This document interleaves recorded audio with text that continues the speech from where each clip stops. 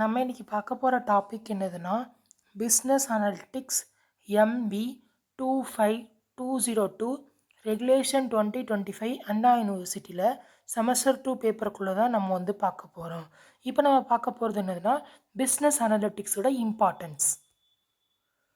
Business அனலிட்டிக்ஸோட importance பார்த்தீங்கன்னா மொத்தம் 8 கொடுத்துருக்கேன். அதில் ஃபஸ்ட்டு ஒன் என்னதுன்னா better decision making. Business analytics provide fact, trend and insight helps manager take correct and timely decision. நமக்கு business அனலிட்டிக்ஸ்ன்றதே நம்ம எதுக்காண்டி பண்ணுறோன்னா சரியான முடிவுகள் எடுக்கிறதுக்காண்டி. அப்புறம் அதில் நமக்கு வந்து நிறைய ஃபேக்ட்ஸ் கிடைக்கி, ட்ரெண்ட்ஸ் கிடைக்கி, insights helps manager timely correct and decision making. சரியான நேரத்தில் சரியான முடிவுகள் எடுக்கிறதுக்கு நம்ம பிஸ்னஸ் அனலிட்டிக்ஸு நம்ம வந்து யூஸ் பண்ணுறோம் அப்படின்னு சொல்கிறாங்க. Next improve business performance by analyzing sales, cost, profit.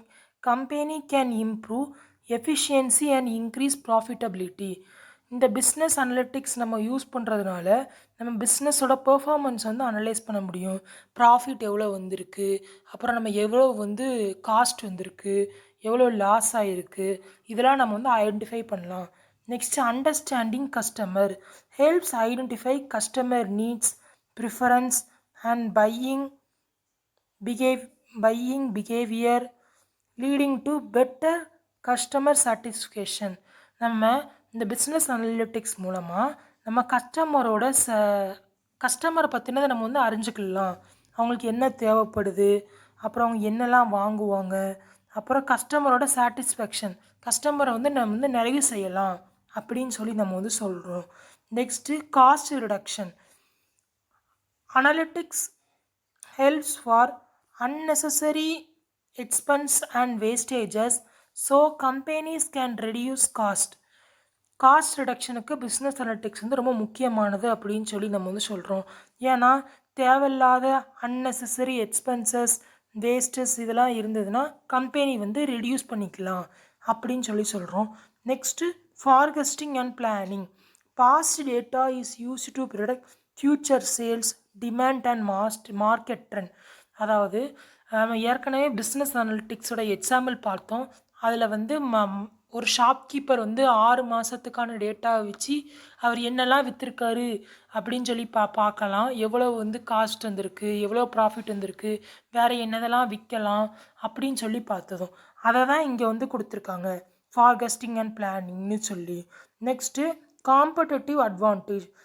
Companies uses analytic performance better then competitors by responding quickly to market changes அப்படின்னு சொல்லி சொல்கிறோம்.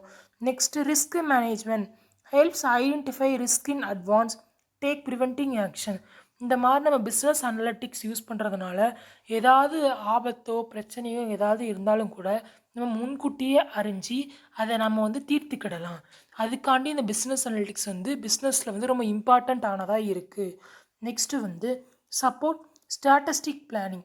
ஸ்டாட்டிஸ்டிக் பிளானிங்ன்றது என்னதுன்னா provide insight for long business strategies and policies and decision. Statistic பிளான்னா பெரிய பெரிய கம்பெனிஸ்லலாம் இந்த ஸ்டாட்டிஸ்டிக் பிளான்ன்றது யூஸ் பண்ணுவாங்க. ஸ்டாட்டிஸ்டிக் பிளான்னா லாங் டேர்ம் பிளானிங் அப்படின்னு சொல்லி சொல்லுவாங்க. நீங்கள் இந்த பிரின்சிபல்ஸ் ஆஃப் மேனேஜ்மெண்ட்டில் பிளானிங்ன்ற சப்ஜெக்ட் படிச்சிங்கன்னா தெரியும். அதில் பிளானிங்கில் வந்து 4 டைப்ஸ் இருக்குது அப்படின்னு சொல்லி சொல்லுவாங்க. அதில் என்னதுனா ஸ்டாட்டிஸ்டிக், டெக்காட்டியல், ஆப்ரேஷ்னல், காண்டிஜென்சி. அதில் ஒன்று தான் இந்த ஸ்டாட்டிஸ்டிக்கல் பிளானிங். இது வந்து பிஸ்னஸ் அனாலிசிஸ்க்கு ரொம்ப முக்கியமான ஒன்றா இருக்குது. Okay friends, thank you. நெக்ஸ்ட் வீடியோவில் நம்ம வந்து பிஸ்னஸ் அனலிட்டிக்ஸோட ப்ராசஸ் வந்து பார்க்கலாம். மறக்காமல் என் சேனலை சப்ஸ்கிரைப் பண்ணாதவங்க சப்ஸ்கிரைப் பண்ணிடுங்க, பெல் பட்டனை கிளிக் பண்ணிடுங்க. தேங்க்யூ.